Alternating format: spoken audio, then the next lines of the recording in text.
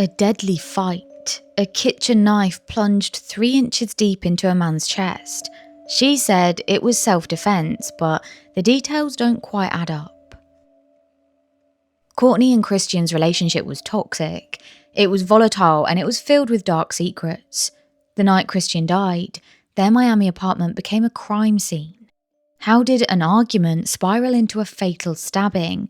And why did Courtney wait almost 10 minutes to call 911?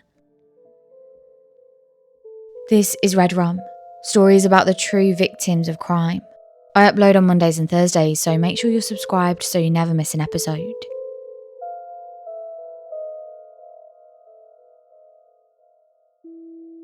Before her name made national headlines, Courtney Clenny was already famous, but for very different reasons. Online, she went by the name Courtney Taylor, a fitness model turned influencer. She was known for her sculpted figure, her sunlit selfies, and unapologetically sexual brand. With over 2 million followers on Instagram and a wildly successful OnlyFans account, she had made more than $3 million in just 2 years. That doesn't include other things like maybe brand deals she had or any other kind of influencer work she was doing. That is purely OnlyFans money. And I'm sure you guys know what OnlyFans is, but just in case you don't, OnlyFans is this online platform where people will buy a subscription to your page. The page owners, the creators, they share exclusive content directly with their paying fans and followers. Now, I didn't realise this, but it's actually used for a wide range of creator jobs, things like fitness coaches, chefs, makeup artists even. But it's most famous for adult content, where models and influencers share photos and videos that aren't available anywhere else, usually sexual in nature. Fans pay a monthly fee to access the exclusive material. It makes it quite a lucrative way for creators to monetize their audience. So, Courtney had previously been featured in Playboy. She'd also been cast in a G-Eazy music video. And in April 2022, her online empire that she'd built was shaken by a single, irreversible moment. Courtney was accused of stabbing her boyfriend, Christian Obumseli, and despite the seriousness of the allegation and the fact that he had died in their Miami apartment, she continued to post to OnlyFans for at least 4 months afterwards, reportedly earning almost $50,000 in that time span alone. But before the fame, before the curated content and that camera-ready confidence, Courtney was just a Texas girl with big dreams. She was born on April 21st, 1996 in Midland, Texas. Guys, 1996. I'm starting to do more and more cases where the perpetrator is younger than me. But she is 29 years old. That doesn't make sense to me. I'm sure I'm like 25 still. Anyway, Courtney was born in 96. She grew up in Midland, Texas for a short amount of time and later moved with her family to Austin, where she lived in a really close-knit household. Her father, Kim, was a financial advisor and would later help her manage her assets. Her mother, Deborah, was more than just a parent. She was Courtney's emotional anchor. According to those close to her, Deborah was often on the phone with Courtney during arguments with boyfriends, sometimes even during the fights themselves, and we're going to come back to that later, so remember that detail. As a child, Courtney was athletic. She was ambitious. She was obsessively driven. She tried nearly every sport imaginable: gymnastics, driving, soccer, football, volleyball, and she even rode horses. Not something that's like super popular here in the UK, I'll be honest. I mean, people definitely do it, but it's not like in the US. I guess we don't have the land, or I don't know, maybe I was just too poor growing up to know people who did horseback riding for a hobby. I'm not sure. But Courtney did this, and she spoke about how during her childhood, she had wanted to be some sort of Olympic athlete, be that horse riding or be it something else like diving. She also alluded to this years later. A post from 2021 on her Instagram says, "Fun fact, I was a pretty badass diver growing up, so it's one of my favourite sports to watch during the Olympics. And she was actually really good at it, it seems. But then she kind of gave it up because she was scared of sharks. I mean, she wasn't diving in the sea, but I don't know, she's a kid. Either way, she gave it up and then transitioned from child to a teen, and she started high school. And her high school years were very different to what she'd been used to so far. She'd always been a happy, popular child, but when she reached high school age, Courtney said she felt isolated and was bullied, and she turned her energies towards ambition. Fitness became an outlet, and so by the time she graduated in 2014, she was really determined to do something with her life. Her IMDb page says that as a child, she took pride in her ability to entertain her friends and family. So from a very young age, Courtney knew that she wanted a career in something extravagant by some people's standards. She wanted a career in acting. And so, at that point, she decided to focus on getting to be on screen in some capacity. At first, she started landing small roles in adverts, commercials, and in film, uncredited extras, coffee shop workers. She even got a role in the film Everybody Wants Some, and in this, she appeared as a sorority girl, and she also was featured in promotional campaigns for brands like Pepsi. She didn't have lines, but she had a look, and she was determined to make it work. In 2015, she moved to Los Angeles, chasing something more than just screen time. According to interviews, she didn't necessarily want to be an actress. What she wanted, in her own words, was to be famous. I don't know. I wonder what anyone who purely wants to be famous thinks they're going to get out of it. Is it money? Is it the admiration of people who don't know you? I don't know. It seems an odd thing to aim for. If you just think about the reality of what that means, even just to think about it for a minute, it doesn't seem like it's ever going to be all it's cracked up to be. Her breakout came pretty unexpectedly. She was cast in G-Eazy's music video, Me, Myself and I. And this wasn't through a traditional audition route. Actually, the photographer had liked her Instagram post. And this shoot gave her credibility. Her followers multiplied, and when Playboy ran an article calling her the typical girl next door, her online presence exploded. Playboy wanted a nude photo shoot, and at this point she said no, and so they offered her a feature instead, and she agreed. Every time her name appeared in one of their top 10 lists, she gained thousands more followers. From there, she launched a YouTube channel, branding herself around fitness, meal prep, and lifestyle tips. And on camera, she was this really bubbly, clumsy, almost self-deprecating at times, very relatable person. But there was a shift that happened. It was subtle at first, but basically this girl next door image, it kind of morphed into a fitness influencer and then very quickly into an OnlyFans model. And then something else entirely. By the end of 2016, Courtney was already attracting a lot of attention online. And actually, at this point, it was mainly from the fitness world. And that's when some of her followers started noticing something quite curious. It was a guy. Now, he would occasionally show up in her vlogs, and she never actually introduced him directly. He was never centrally there, but you will know if you've ever seen how some fans or followers interact with influencers. They can be Hawkeye. They really are super sharp, and a few of Courtney's fans started to notice someone. And then someone recognized him. It was Sean Roden, better known as Mr. Olympia 2018. So just before he got that title, so by 2017, Courtney was certified as a personal trainer. She'd begun offering online coaching. And during this time, she'd started to hang out with professional bodybuilders. She also entered bikini competitions and began talking publicly about wanting to launch her own brand. Her content changed. It became more sculpted, more posed, more sexual.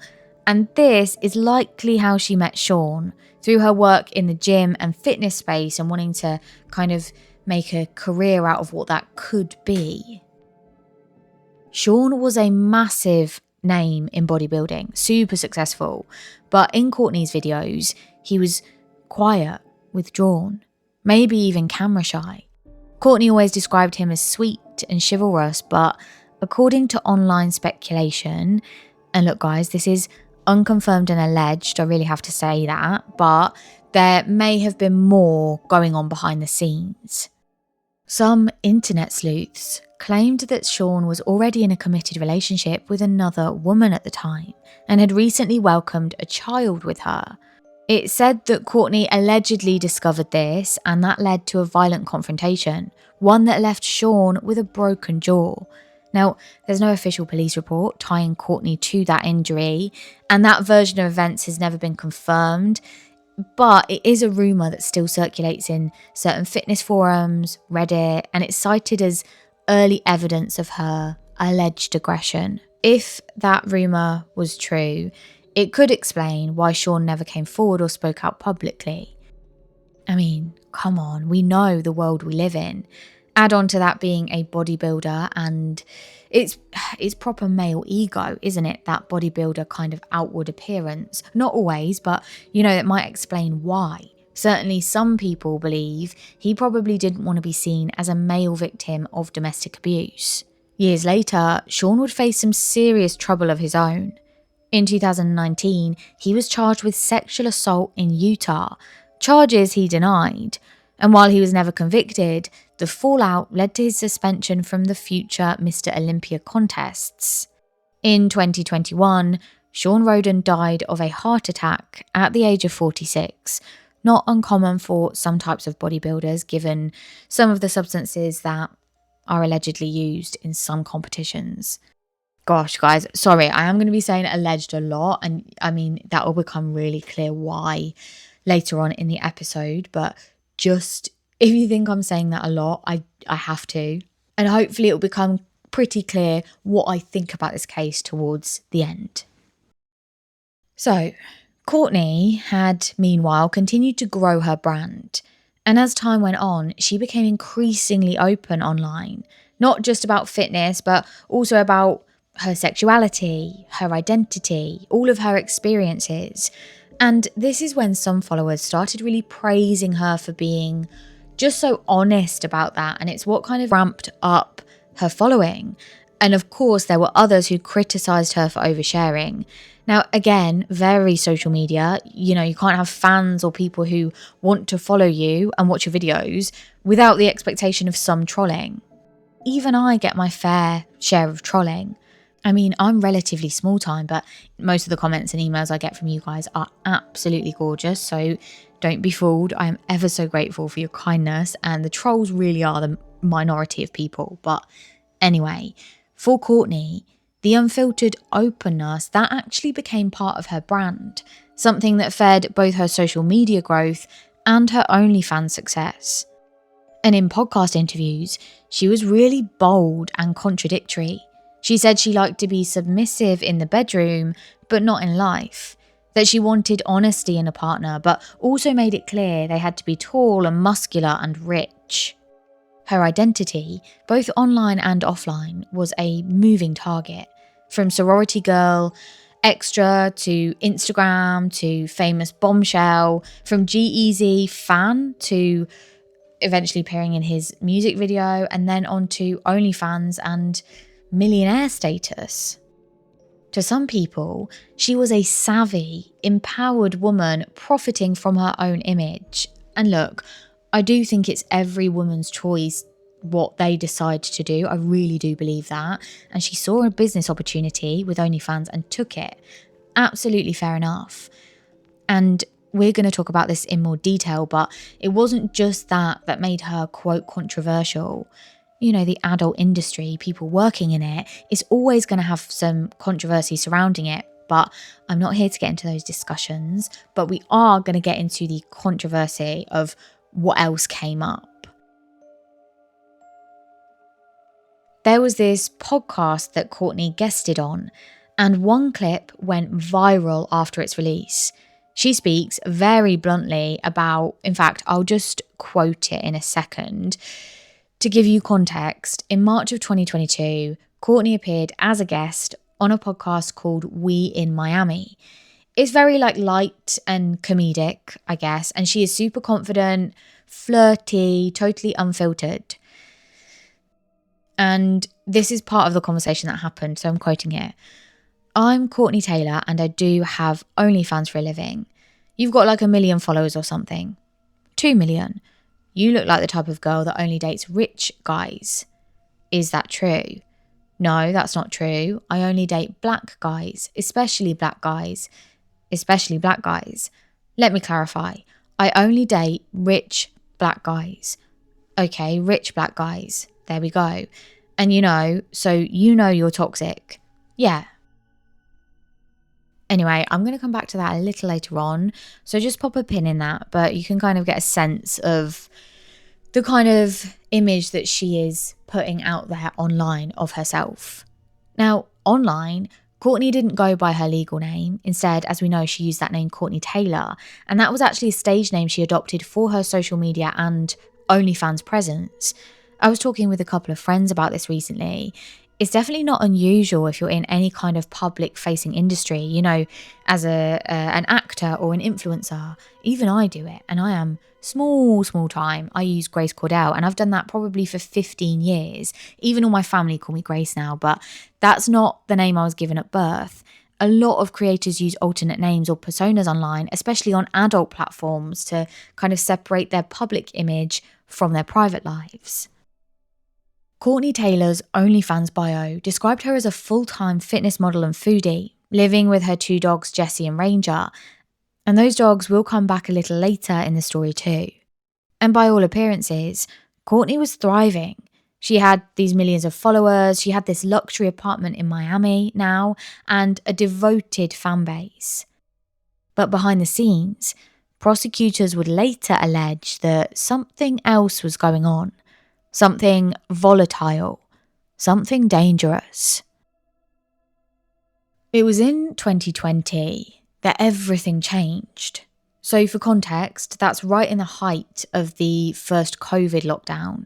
The world is a scary and uncertain place, and the reporting on this is a little scattered.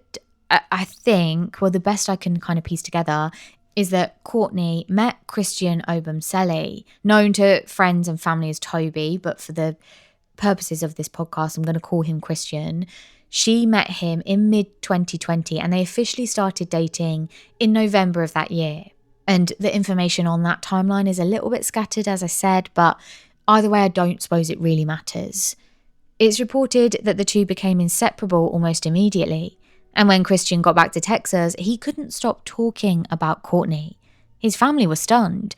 This was the first time he'd ever brought someone up like that, showing them pictures, constantly talking about her.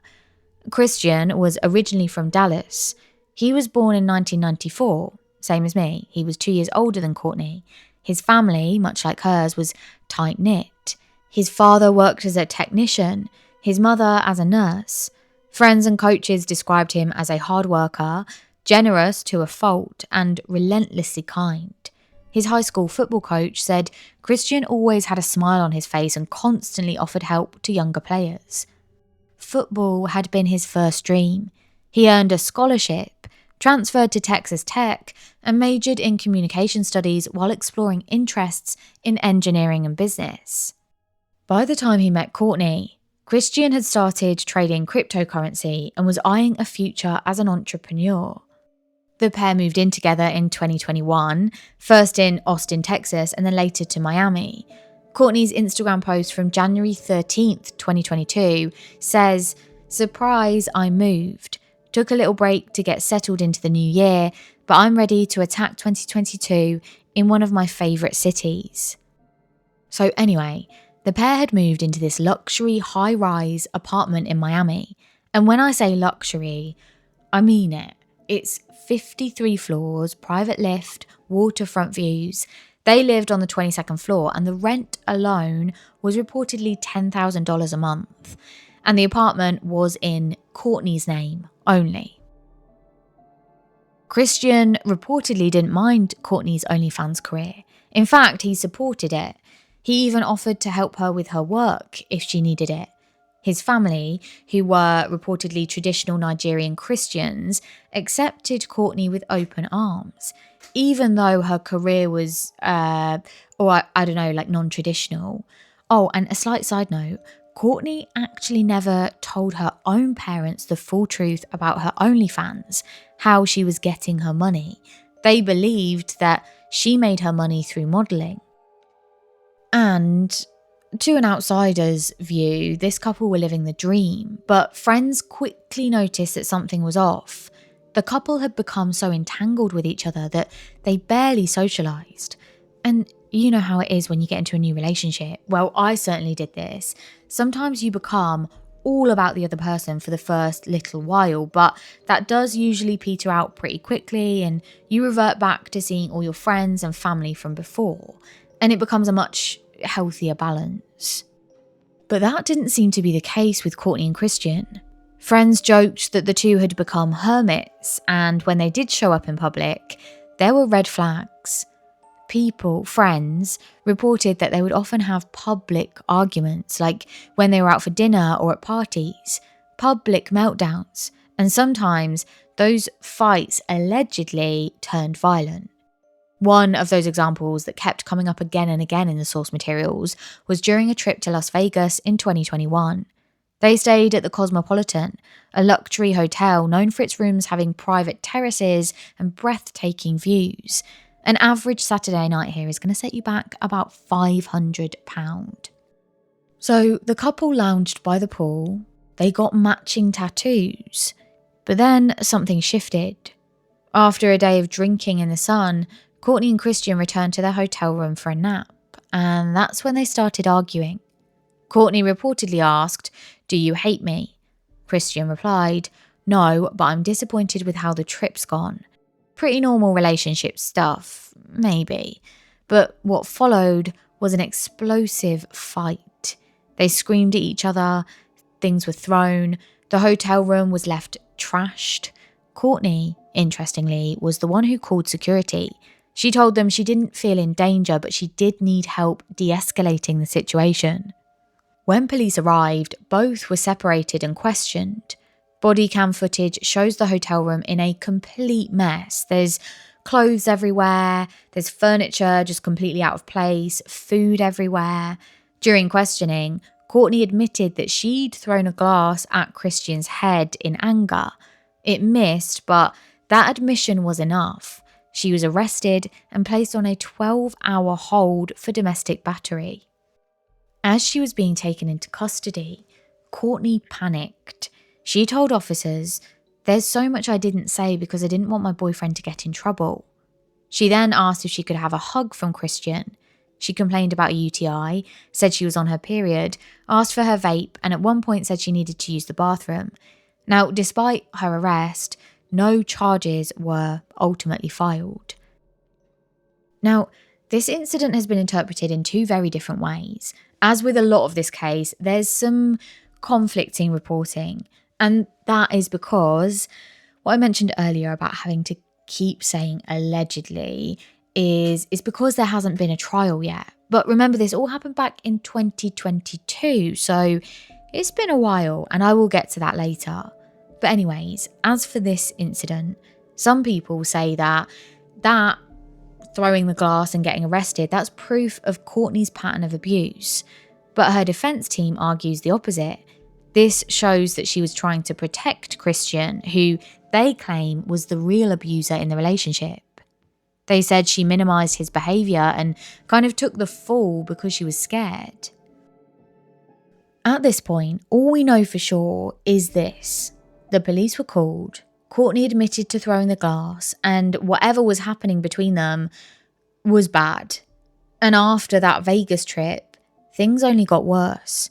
Christian and Courtney returned to their regular lives and the tension really amped up. Friends have later come out to say that it was Christian who was always trying to fix things, and Look, I've tried to be really mindful of not just saying because one person has been murdered that's exonerated them of what they did in their life. But also, seriously, from what I've read, from personal friends' accounts, from family, it just seems that allegedly Christian wasn't the aggressor. Obviously, I don't know. And I'm really just trying to stick to what's being presented, and I'm trying to make sure that's clear too. So, according to prosecutors, handwritten letters from Christian were found later and they had been torn up inside the couple's Miami apartment. In one of them, Christian wrote, "You are honestly the sweetest and most annoying person ever, but I wouldn't trade you for anything. I'm guilty of not loving you like the beginning, and over time, I'm guilty of making you not love yourself. I'm guilty of gaslighting you to any level and mentally abusing you. I turned my pain and hurt into something. I turned it into a habit here and I couldn't control it and acknowledge it because of the pain and hurt, which was never of hurting you on purpose to the point of rage where you throw things and say things and even call your mum as a lifeline. I'm holding myself 100% accountable for everything I am." Now, we don't know what happened behind closed doors, and at this point, we may never fully know the truth because only one person is still alive to tell their side. But Christian's letters, his admission of wrongdoing, that sparked its own wave of speculation. Some people don't believe that Christian was the one gaslighting Courtney. Instead, they speculate that he was being manipulated into believing he was the problem, that he'd been emotionally broken down to the point of self-blame. Again, that's just a theory. There's no way to confirm what was truly happening behind the scenes. And it's likely that both individuals contributed to the toxicity in different ways. But what we do know is that in October of 2021, over a span of just 3 days, from the 9th to the 11th, Courtney and Christian had another explosive fight. According to the text messages later recovered from Courtney's phone, she had become convinced that Christian was cheating on her. She sent a string of aggressive messages accusing him, cursing at him, lashing out. At some point, that argument allegedly turned violent. Christian was reportedly struck in the head with a phone and stabbed in the leg.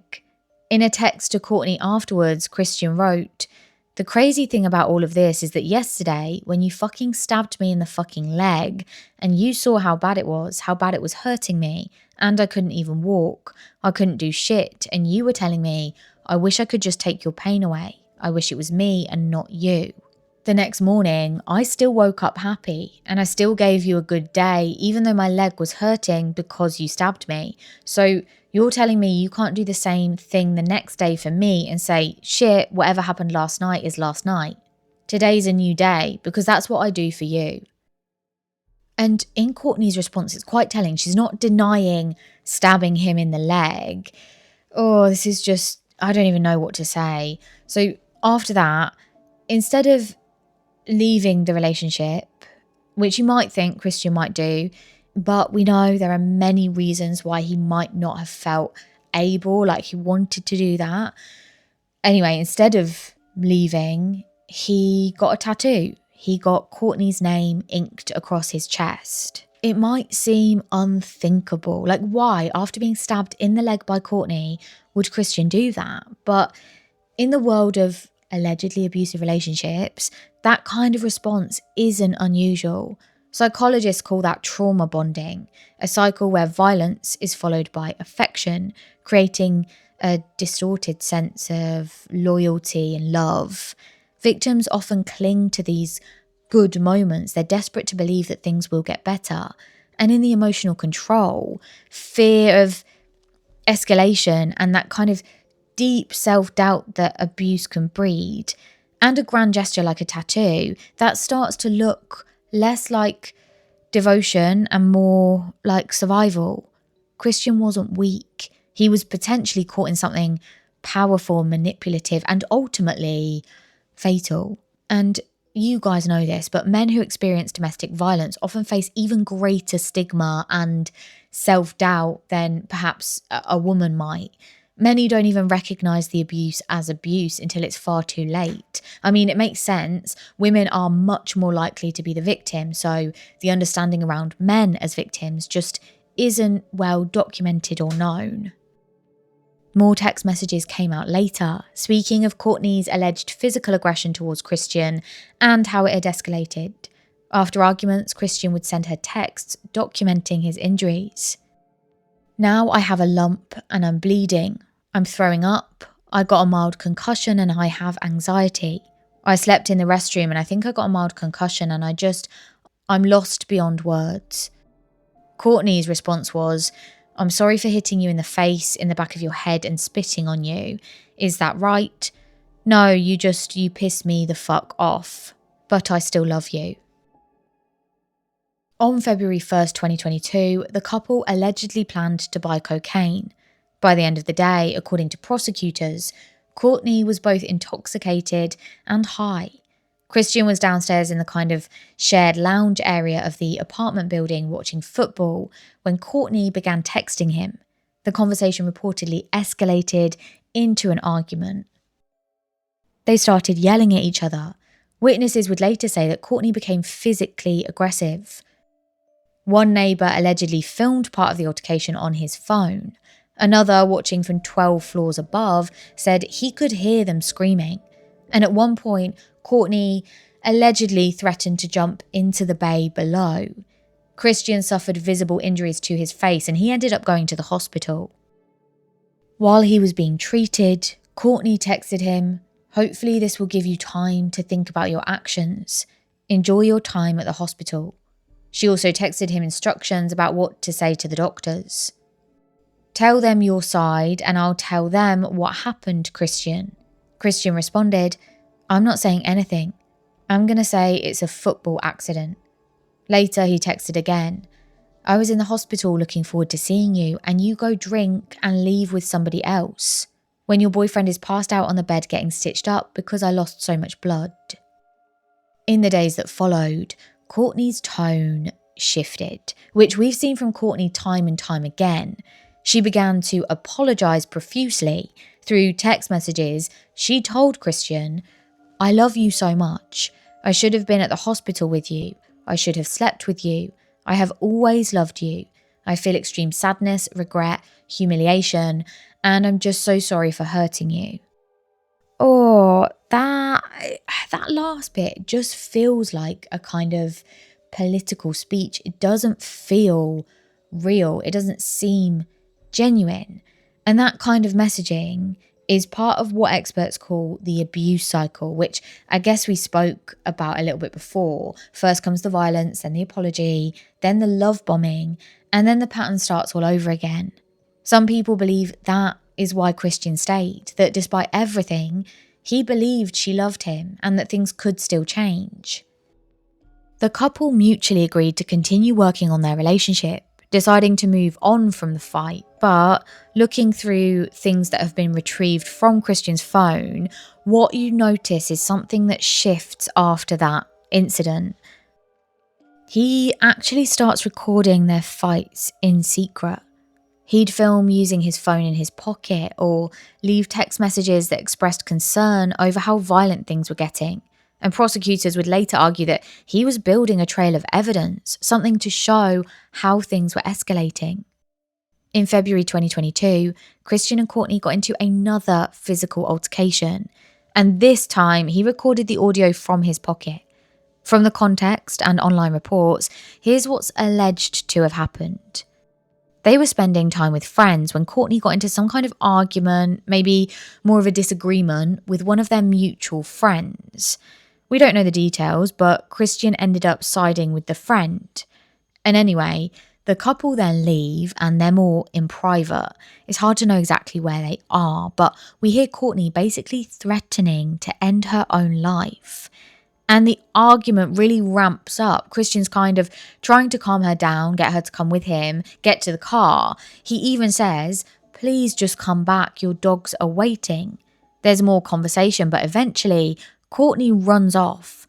A little while later, there's more argument and really Christian's again trying to de-escalate the situation. And actually in this case, there are some random people, some members of the public who have gotten involved. They obviously see that this situation is getting more and more out of hand. And later they speak to seeing Courtney getting aggressive and Christian kind of doing the opposite. Then we hear a slap. Courtney shouts and then slaps Christian again, and he begs her to stop. Christian continues to apologise, and throughout the recording he never instigates. He tries to talk her down, tries to stay calm. But she is unrelenting. She's screaming, she's slapping, she's spiralling. And fair enough, let's talk about what this could have been, because that's important. Obviously, Courtney doesn't know she's being recorded and Christian does know he's being recorded. So there's going to be an awareness of that. But the amount of evidence that comes out, you guys decide for yourselves. So I'm just going to go into the next recording here, because with all this back and forth, I feel like recordings are the most solid kind of thing we have, at least for now, in establishing the reality of the situation, especially with recordings that aren't directly from Christian. So there is security footage that came from the couple's apartment building from inside the lift, the elevator. It's from the 21st of February at 8:30 p.m. You see Courtney enter the lift and she presses the button. Christian walks in right after and immediately she turns on him. She starts slamming the wall of the lift and she begins hitting him, chest, arms, head, and Christian doesn't retaliate. He just raises one arm to shield himself, but as she keeps hitting, he does eventually grab her and puts her in a headlock. I really do think he's holding her to stop the hits, but she keeps swinging. Now, eventually he starts pushing her off, and I'll just say it as I see it, it is more aggressive. He's trying to get her off of him. They're both clearly arguing, and then the footage cuts out as they exit. After this, Christian texts her, and just brace yourself for this one because it is pretty devastating. Quote, "Just so you know, I woke up feeling like shit. Not because of us, but because of what I told you the other day. Is love gonna kill me? I know we've both sacrificed, but I can only speak for me. I've sacrificed my pride, my ego. Sometimes I tell myself, don't try to win. Just say sorry even if you don't mean it. I've cried with you, cried about you, cried because of you. But always it was for love. Do you even see that? Feel it? I've told you you're hurting me. You say okay, but then it happens again. What if the knife sliced my lip, my eye? I pray there's no next time." He ends by saying February was the worst month of his life. He mentions getting cheated on, called slurs. He mentions Courtney calling him the N-word during fights. There's another recording from the 5th of March. Courtney says, or actually more so screams, "I'm actually not having a good day where I literally want to fucking kill you. Decide right now if you're done gaslighting me." Christian says, "I apologised. You hit me." She shouts, "Shut the fuck up." In another text, he wrote, "You hurt me, Courtney. You hit me." She responded, "Shut the fuck up, bitch. Don't say shit like that." Prosecutors argue she wanted to keep the abuse hidden, hence the constant shut-ups.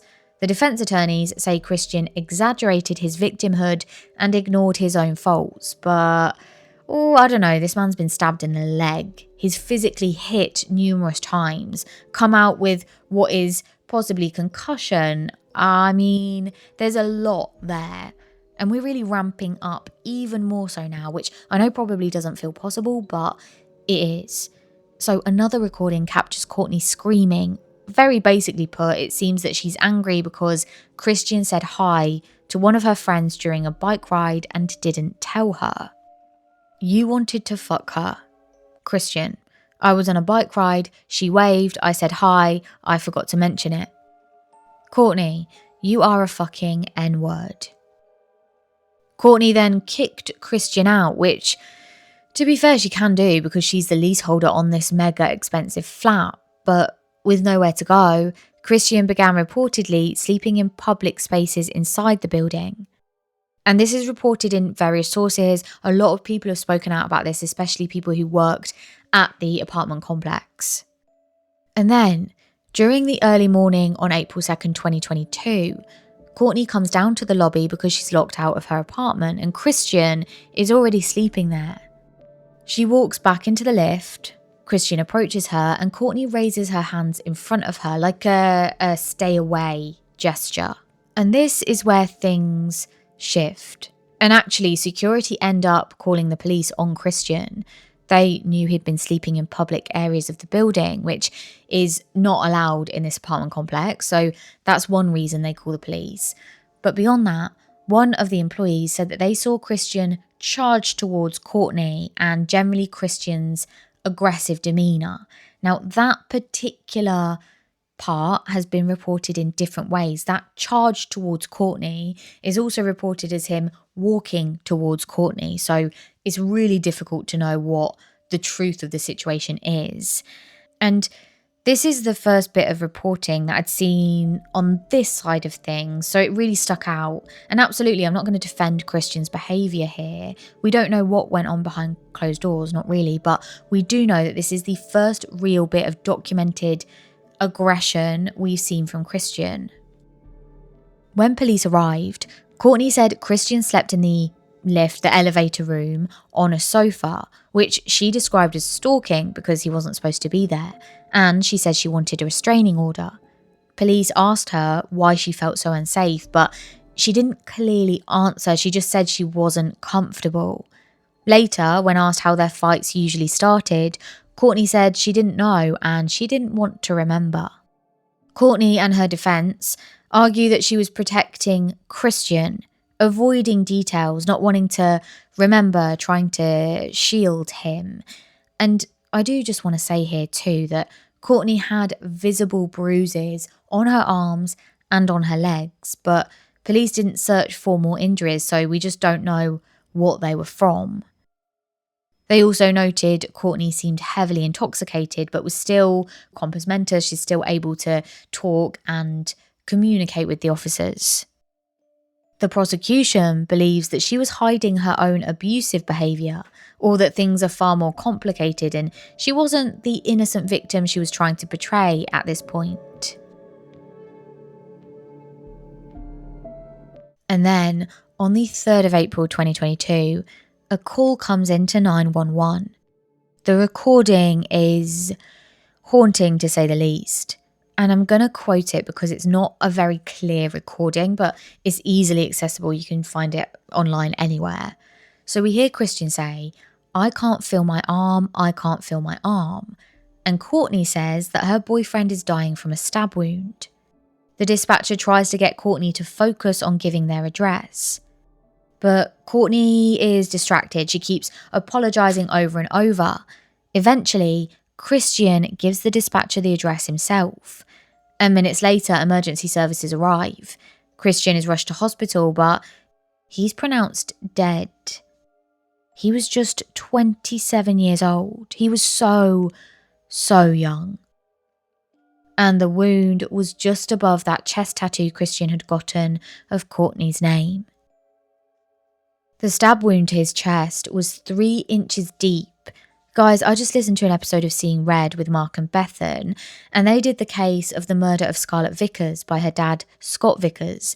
It's similar in that he says he kind of just threw kitchen utensils at her, but it accidentally happened to be a knife. It's very similar to that. Like, how is that possible?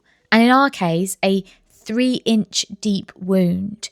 The force of that. The autopsy results showed the angle and depth suggested a face-to-face motion, like pushing the knife forward. Experts say this likely didn't happen from throwing a knife from 10 feet away, which is what Courtney alleges happened. We're going to go into that in detail in terms of her account of that day. But what I will say is that I heard about an experiment. I think I saw it in a YouTube video. Sorry, I can't remember which one. I watched so many for this episode. But basically it said that they did experiments to try and determine like the physicality of the wound. And they found that, well, they estimated that wound would have taken about 12 pounds of force. So definitely not just kind of flinging a knife.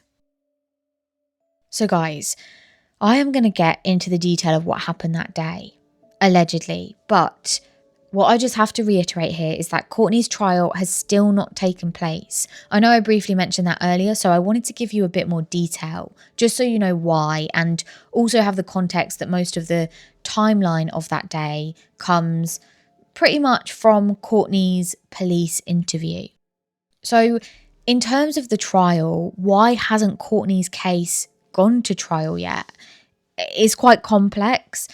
The case basically hit this major delay because the lead prosecutor was forced to withdraw because a judge ruled that he could be basically cross-examined over potentially breaching privileged communications between Courtney and her former attorney. That alone threw the case into limbo. But it didn't stop there. Courtney's legal team responded by filing a motion to disqualify the entire Miami-Dade State Attorney's Office from prosecuting the case. They argued that they had violated Courtney's constitutional rights.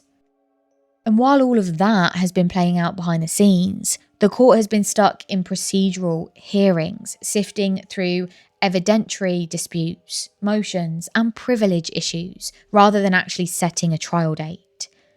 And with such a complex case, one involving forensic reconstruction of a stabbing, disputed evidence of domestic violence, as well we know, and this high-profile potential perpetrator, it's not surprising that the legal gears are turning quite slowly.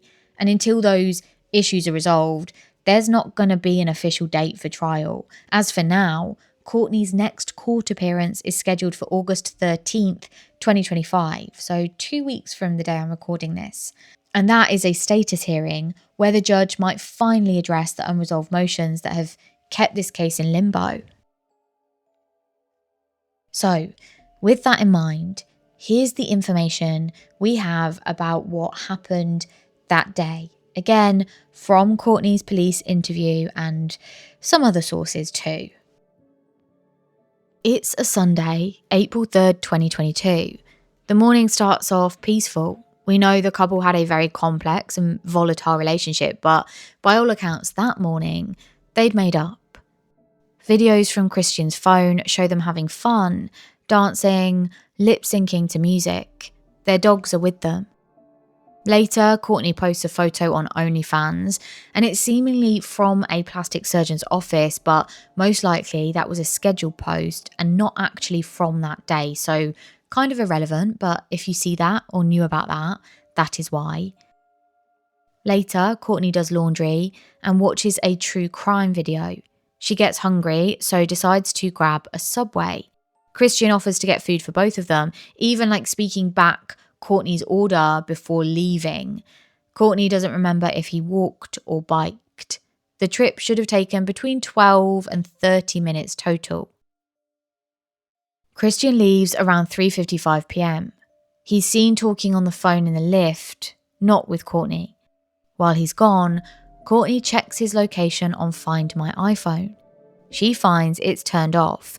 Now, Christian had removed her access after they broke up a week earlier, but he promised to turn it back on, but now it's off again. Just 6 minutes after he leaves, Courtney calls him repeatedly, demanding that he turn his location back on, but he doesn't answer. A few minutes later, Courtney goes live on Instagram for a Q&A. She talks about her nails, she dances around, and she answers questions from fans and followers. One person asks where she sees herself in 5 years, and she replies, "I want a kid, a few houses, businesses, probably not OnlyFans, but we'll see. I got Subway, I'm going to eat, do an OnlyFans live tonight, so if you want me to answer questions, put them on my last post. Love you." After the live, Courtney calls Christian again, and this time he does pick up. Now, according to Courtney, they had planned to eat Subway, then go and walk the dogs in a nearby park, have a cute little date, and then she'd go on live on OnlyFans, which we know she was planning to do because she told her viewers that already. And so Christian returns with their Subway. But Courtney is upset about the location sharing being off. She admits later that she overreacted and that the fight was pointless. Now, when Christian walked in, she asked, "Are you going to reshare your location with me or not?" And apparently, according to Courtney, he did agree. They argue a little, with Christian pointing out she also had location sharing off, and Courtney says it was because of when he said he was done with her. Eventually, she agrees to reshare. They sit and eat, and they're kind of like snapping at each other. The bickering is pretty constant, to be honest. And then Christian asks, "Why don't you just find one of those guys in a G-Wagon?" This comment apparently escalated things, and another big argument erupted. Courtney said that Christian pinned her against the wall, holding her by the throat. She says she couldn't breathe and screamed. Yes, both those things. I don't know, maybe she's saying they happen one after another. I'm not sure. Eventually, Courtney said she hit Christian and she managed to break free before Christian caught back up to her and tried to strangle her. After that, she got away again. Again, guys, this is what she said happened. And then she grabbed her phone and called her mother, and that's recorded as being at 4:43 p.m. Her mother told her on the phone, "You two are toxic, you shouldn't be together." Courtney said this really pissed Christian off. Now, the important things that keep coming up over and over again is that Courtney says she was scared, that she was terrified. And so Courtney then grabs a knife from the kitchen. She tells the officer that the reason she grabbed the knife wasn't to cause Christian any harm, but more so she just wanted to scare him. She claims she said, "Don't come any closer," but that's when Christian started aggressively coming at her. So she threw the knife towards him, just in his direction. And her story here, it shifts a couple of times. At one point, she threw it. Another time she flung it, and she says over and over again, quote, "I didn't stab him, I didn't stab him." Christian was about 10 feet away when the knife came towards him. After that, Courtney ran over, still on the phone with her mother, which is kind of wild. Her mum's been on the phone this entire time. And now she's screaming. And that's when they move to the cupboard or like closet, and Christian is bleeding badly. There's blood being dragged everywhere that he is moved.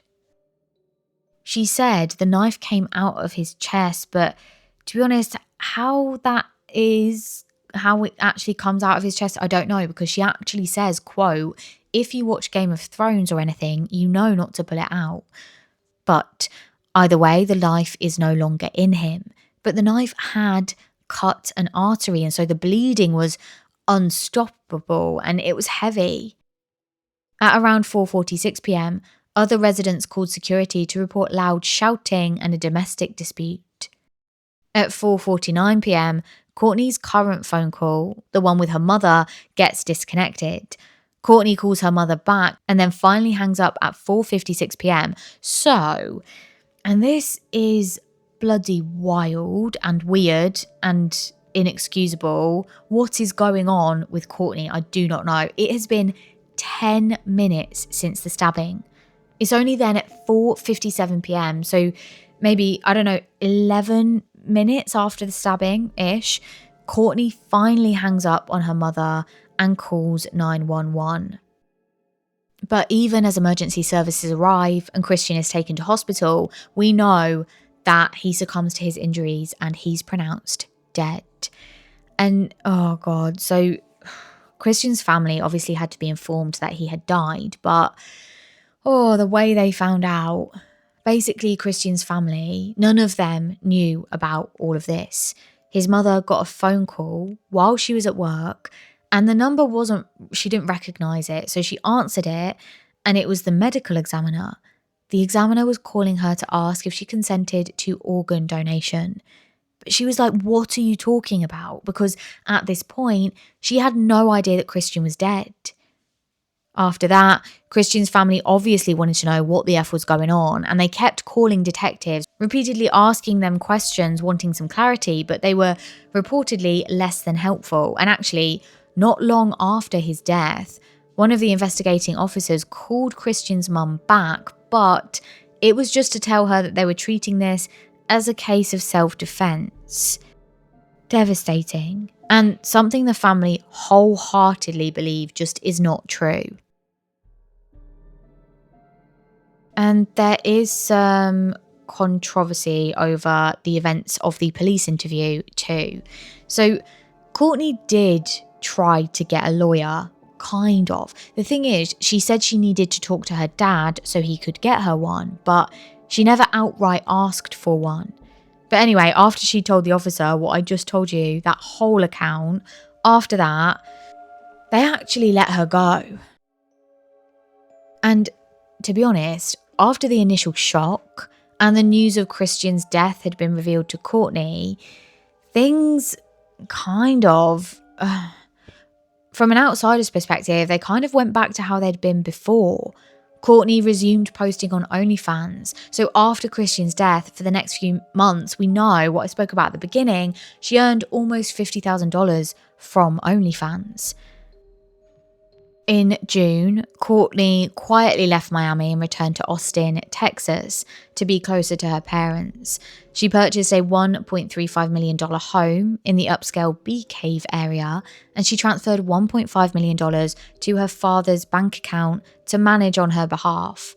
Her dad said she was just not great with money, but it's up to you if you believe that, or maybe consider what other people are saying, which is that maybe she was just trying to protect her assets for if Christian's family do file a wrongful death suit. But anyway, that freedom that she had, it didn't last for too much longer. On August 10th, 2022, Courtney was finally arrested. She was in Hawaii at a rehab facility for substance abuse and PTSD. And so the next day, August 11th, she was brought back to Florida and charged with second-degree murder. Her lawyer spoke out, saying they were completely shocked, especially since they'd been cooperating with the investigation and had offered to voluntarily surrender if charged. They said they looked forward to clearing her name in court. Prosecutors argue Courtney was abusive and killed Christian. The defense, of course, paints a more complicated picture. Yes, a toxic relationship, but Courtney was the victim of domestic violence defending herself. I don't know. You heard the evidence. Well, I'm sure much more will come out at trial, but for now, that's what we know, at least publicly. Oh, and not to mention, the case is incredibly nuanced for a number of reasons. And to be honest, I think I find it so complex because I don't have all of the information. I keep going back and forth. This has taken me a really long time to put together because there's so much that's just unsubstantiated or hearsay or potential. We just don't know because we obviously haven't had a trial yet. But it's actually really well covered for something that's not yet gone to trial. I mean, I guess that's the useful thing about having a potential perpetrator who is so there. She is so in the public eye. So there's a lot of information on her and on this. But also on that point, there's also a ton of conjecture and opinion. So presenting this case to you has been a bit tricky, but hopefully you guys have got a good sense of the facts of the case. And to be honest, I do just want to say the reporting on this case has been wild both ways. There's a lot of conversation online about how some people, actually quite a lot of people, feel that race played a significant role in how this case was perceived and handled, both by the media and the legal system. Christian was a black man, and early narratives painted him as the aggressor, violent, controlling. And look, guys, you've just sat and listened to me for, 40 minutes plus? And we've gone through pretty much everything that's available, certainly that I could find. So you know there's just no way that can be accurate and factually true, full certain at this time. So for that to be the narrative, it's quite clearly a perception. Anyway, those same early reports showed Courtney, who was white, blonde, and conventionally attractive, to be the emotionally unstable but ultimately vulnerable victim of domestic abuse. That dynamic taps into, you don't need me to tell this to you, but you know the racial bias in cases involving white women and black men, especially in the US. Critics have pointed out that if the racial roles were reversed, if a black man had killed a white woman under the same circumstances, it's highly likely that he would have been arrested immediately, denied bail, and then widely condemned. But in this case, even though Christian had been stabbed in the chest and bled out in their luxury apartment, Courtney wasn't arrested. She wasn't even formally charged for another 4 months. And in the meantime, she resumed her influencer lifestyle. This treatment led to many accusations of white woman privilege, especially when all that footage, what I've spoken about with the police body cam, the CCTV from the apartment lift, when they were released, that lift footage showed Courtney attacking Christian, slapping, punching, pulling his hair while he tried to block her and move away. And yet, even with all of that, initial media coverage still leaned into her narrative of self-defense.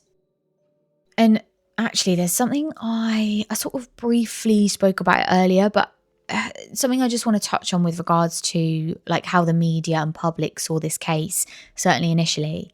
That podcast clip I spoke about earlier, the controversial one where she said, quote, "I only date black guys, especially black guys. Let me clarify, I only date rich black guys." That particular clip quickly resurfaced after Christian's death, made headlines, and to many people, especially Christian's grieving family, it was obviously hard to hear. That comment ignited a firestorm of criticism. Some accused Courtney of fetishizing black men. Others called it classism dressed as preference.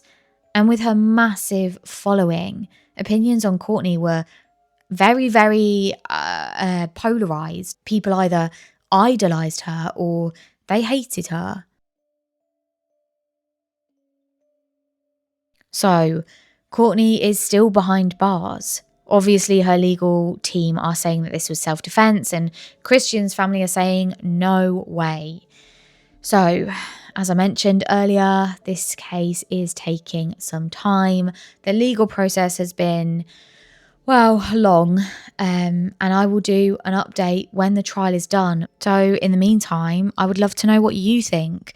Obviously, we have the facts of the case, and I'm really interested to hear your opinions, but they are just that, opinions, just like in this case. Obviously, you guys probably know what I think about this case, but it's all allegedly. I can't say anything for certain because we just don't know. The case hasn't been tried yet. I'm interested to know what you think. On Spotify, I'll do a poll. Feel free to comment as well. And on YouTube, let me know what you think in the comments below. And yeah, I'll let you know as soon as I know. All right, other than that, I'll see you next week for your next episodes of REDRUM. Bye.